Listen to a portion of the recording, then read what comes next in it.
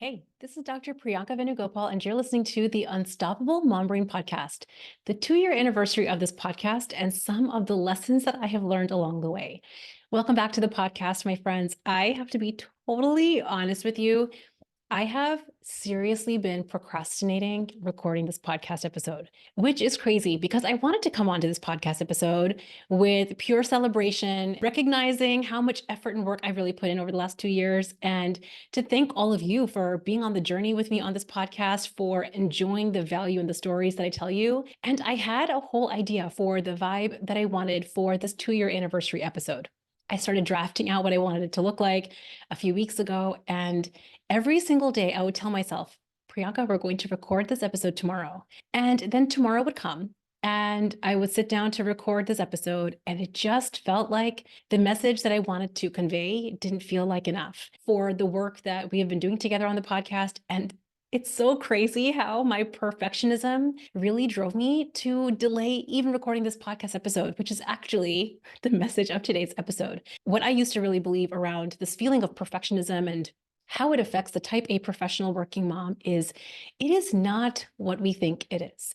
Perfectionism, as I used to think a perfectionist was just someone who did really well on things, who was really efficient with their time, who had these perfect color coded calendars, someone who got more or better results faster. That's what I used to kind of assume a perfectionist was. A perfectionist was someone that did perfectly. And what I've been learning over the past many years in my journey as a physician, as a mom, absolutely with weight loss, as a coach, as a business owner, in my relationships, it is that is not what perfectionism is. I love the work of Brene Brown, who talks about this a lot more in detail, and she's really inspired a lot of the content for today's episode. Perfectionism, as it touches the high achiever or the type A professional working mom, is that feeling of wanting things to feel a little bit better before you take action. So, an example on this podcast episode was me delaying taking action, me delaying recording because I wanted to feel more confident in what I was going to say today. I wanted to feel a little bit more certainty. I wanted to feel a little bit more calm. I wanted to feel a little bit more grounded because I thought that if I felt better about recording this podcast episode, I felt that, that excited, good feeling, then that would translate into this podcast episode. It would translate into what I want for all of you because I value your time so much. But what it really did, me waiting to feel better, to take action on recording this episode, for me to feel confident and grounded and certain in what I wanted to say, simply delayed me recording the episode. I found so many ways. I cannot tell you over the past few weeks how many small ways I have found to procrastinate on recording this episode. I made an outline for what I wanted to share. I reflected on all of the wins and the losses and the fails that I have experienced personally over the last 2 years that I wanted to share with you and the lessons that I took away. And every time I started to type out all of these things that I wanted to share, it just wasn't landing for me. It felt like it just wasn't enough. It wasn't culminating the feeling that I have in celebrating this 2 year podcast episode anniversary. So I decided, Priyanka, the only way to stop procrastinating is to do this with no notes and take action feeling a little bit scared. And it might sound silly because I've been recording this podcast episode now. I have released over 100 episodes. I have been coming to all of your ears consistently week after week. I have not missed a single week in the last 2 years. And you would think that by now I would not feel scared to record this podcast, or that I would, have some inner confidence. And I do. I think that that's an important point. I have gotten a lot more comfortable with my podcast, a lot more comfortable sharing stories. I'm very vulnerable and honest with my wins and fails and losses and with my journey. However, what is so fascinating is despite me having done this for 2 years, I still feel that my desire for it to be just right, just perfect, the most amount of value for you, my listener, is I still find myself hesitating. And in doing that, what I've been actually asking myself is, where else is this showing up in my life? And that's kind of the purpose of today's episode. I wanted to share how perfectionism really has touched a lot of my life as a young child into where I am now, how it held back so many of my results, how it made a lot of my, especially my youth in medical school and residency, how it made so much of my journey so much harder, how it made my desire to do well fraught. My whole life felt so fraught to do well. And it made me really reflect on, while I've overcome some of those tendencies with weight loss, how it absolutely still shows up in my life, both professionally and personally. Before I really get into this, as I've already basically started diving in, as you can tell, we are a no notes episode today. I'm going a little bit all over the place, but I wanted to share just from my heart to yours first and foremost. I am so incredibly grateful that you tune in every week, that you find value in this podcast, and that you share it with your friends, your community. It is truly amazing to me to think about where I started out with this podcast and where we are now. So, if you have been a longtime listener, especially if you have been one of the originals from the beginning, thank you so much for supporting the podcast and being here and listening. And if you're a brand new listener, welcome to the Unstoppable Orbit. I'm so glad that you're here. If you've had a chance to dive around and explore this podcast, then you have hopefully walked away from the first few episodes that you've listened to, understanding that my mission, the reason for this podcast, the reason for the work that I do is to help the type A professional mom live more of the life that she wants, to lose weight in a way that is not just backed in science, but that is a lifestyle that can last a lifetime while really obliterating the optional stresses that we have in our life. It's one of the reasons that I call myself a stress and weight loss coach, because I know that professional women, especially high achieving working moms, are living with a lot of stress. We have a lot of stresses in our professional life, as moms, in our relationships, absolutely with our task lists.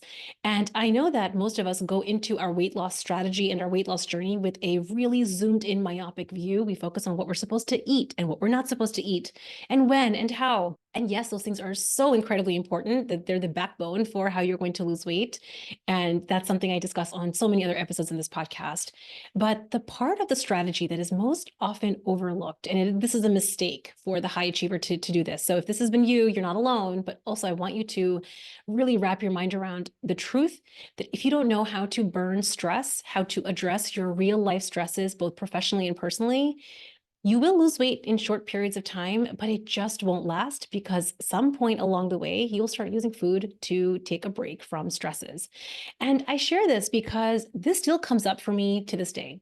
When I don't have a finger on the pulse of my own stress, of how I'm feeling in my relationships, in my business, professionally, with my children, with really all the things that I want to accomplish, when I don't have a finger on the pulse, when I forget to check in with myself, when I let my day-to-day to-dos, when I let the life obstacles just start to get in the way of me having a finger on the pulse, those are most often the times that I will find myself just inadvertently, mindlessly grabbing a little bit of this, snacking a little bit here and there, eating a little bit more than what feels good for my body. And inevitably, this results in my gut feeling terrible. And of course, the scale not being where I want it to be. So I share this because I think a lot of times stress and unchecked stress is a result of perfectionism, the result of how we think about hitting goals. If I had to summarize in a nutshell, the biggest lesson that I have learned over the last 2 years since this podcast, that is that there is almost no way to feel confident that you're going to hit a goal until you first practice courage to start taking action. This is the work of Dan Sullivan, because you don't have any evidence yet, right? Actually, you have the opposite. You have a pile of evidence working against you that you haven't solved the problem. Maybe you've lost the weight and you've gained it back. So we actually have a pile of evidence that we have not yet solved this problem. So it makes a lot of sense that you don't feel confident yet that you can do it. So how do we start turning the tide? I was doing kind of an inventory on all the times that I've had the most growth in my life, the times that I have really turned the ship, with losing 60 pounds personally as a busy physician, with changing careers, going from being a clinical practicing OBGYN to being a full-time entrepreneur, how I changed my relationship completely with my son, changing the direction of the ship happened not because I was confident first. It happened because I was willing to feel courageous. I remember those moments, just like all of you, where you feel this frustration, where you look around, you look at the results you have for your body, for your life, maybe professionally and personally in your relationships. You look around and you realize there comes a moment that there's like a light bulb that gets turned on, that here we have worked so hard for so many decades, especially as busy professional moms. You've gone through school and training, and in my case, medical school and residency. And here I am in my mid 30s, now 40. And is this it? Is this the part that it's supposed to feel amazing and really good because it's not. That point came for me a few years ago, back in 2018, 2019, when I was at my heaviest at 200 pounds. And I looked around and realized there is something about my scenario here that I'm not loving. I have this good on paper life that I've worked so hard for. I've checked so many boxes, and yet there's something that I'm not feeling great about. Definitely the way that I felt in my body, the weight, and also how I felt in my personal and professional life. When I step back and really think about what it was that led me start turning the ship, I did not feel confident. I did not feel confident the very first time that I decided to invest in coaching. I'd never invested in coaching before. I didn't even really know what it was.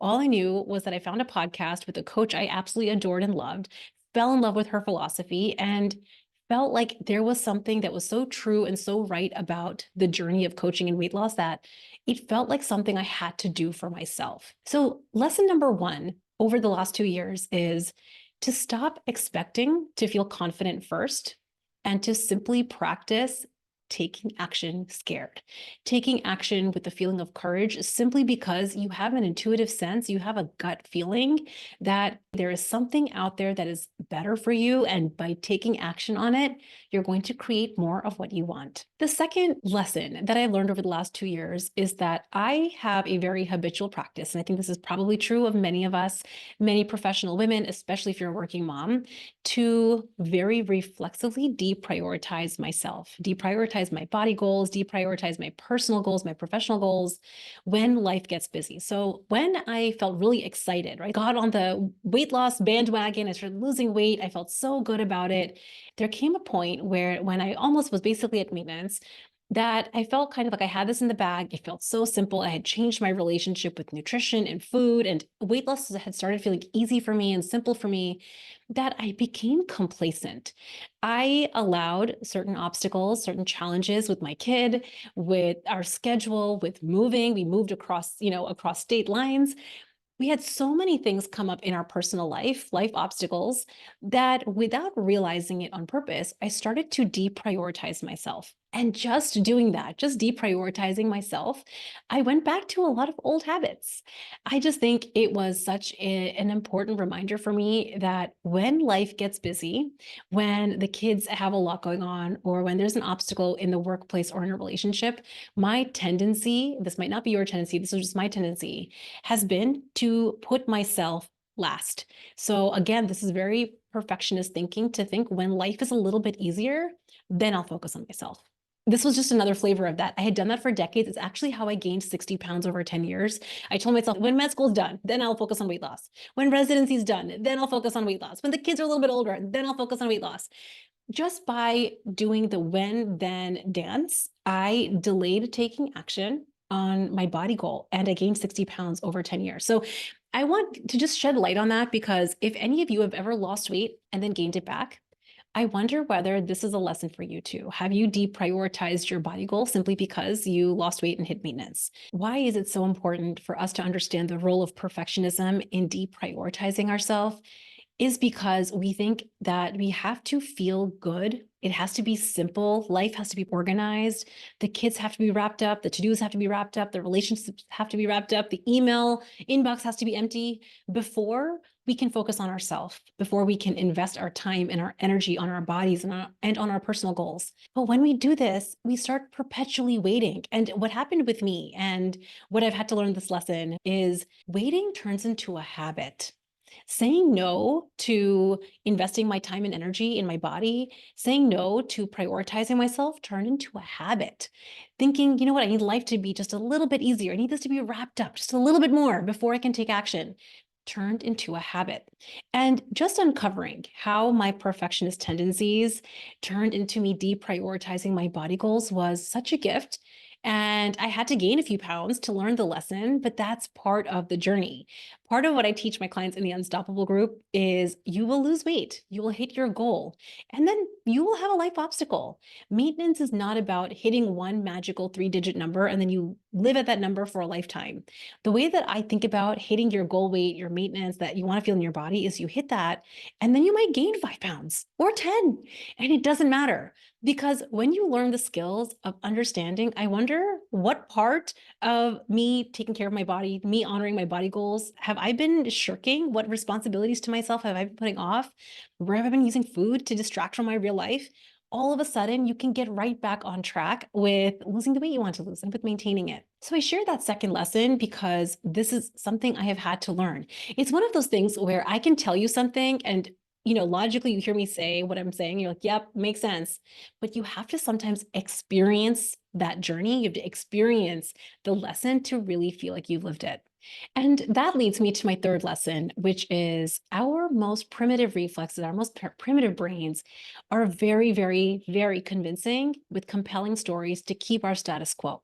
So I have uncovered so many thoughts that just felt like true facts that were really actually convincing, compelling, and convenient stories for me to not take action on growth, on personal growth, professional growth, growth for my next body goal that I have for myself. And I think that this is where coaching has been so incredibly impactful. When we are in our own echo chamber, you start to kind of tell yourself the same story again and again. Your brain looks for confirmation bias. You'll keep proving yourself right.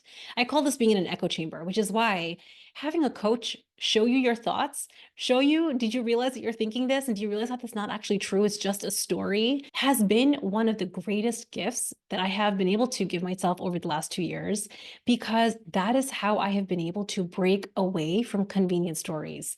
I don't want to keep my status quo. I think you're listening to this podcast episode because you don't want to keep your status quo either. And this leads me to how, once again, to challenge the status quo, to challenge those convenient stories that we come up with around our time, around our list of things to do, around how long something takes, how much effort it takes. For us to challenge those stories also takes courageous action. So, in a nutshell, when I think about what I've learned over the last 2 years, it is ultimately narrowed down to practicing taking courageous action doesn't feel good. It's just true. I used to think that I needed to feel good to take action. What I have learned time and time again, that sometimes taking action when it doesn't feel good, when it feels scary, but every single time I do, I am always incredibly grateful. And that's actually the reason that I'm here recording the 2 year anniversary of this podcast. I hope you enjoyed today's ramble of an episode without my notes, and let me be imperfect with all of you. I'm here to support you on your journey to burn stress and burn fat so that you can truly live more of the life you want. And if you would like to help me celebrate this podcast, I would absolutely love it if you shared this podcast in your local community, in your local Facebook groups, with your best friends, and spread the message that there is a better way for type A professional working moms to burn stress, burn the fat, and create more of what we want together. We need science, we need strategy, and we absolutely need coaching. I hope you guys all have an amazing week, and I will see you at the next one.